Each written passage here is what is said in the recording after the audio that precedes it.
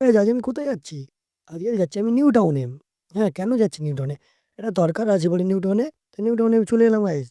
তো সেখানে দেখি সিগন্যাল পড়ে গেল গাইস। তারপরে আমি কি করবো, সিগন্যালটা ক্রস না অব্দি আমি যেতে পারবো না। তারপরে সিগন্যাল ক্রস হয়ে গেল।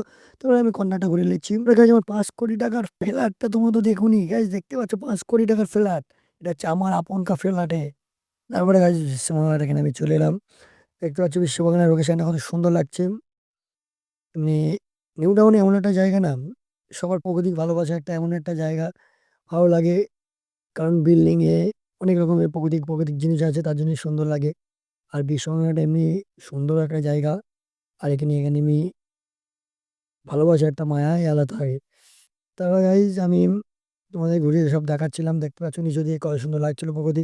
আর কে কে বিশ্ববাংলায় এসেছো আর কে কে আসুনি, চলে আসবে বিশ্ববাংলায়। আর যারা যারা এসেছো কমেন্ট করে জানাবে।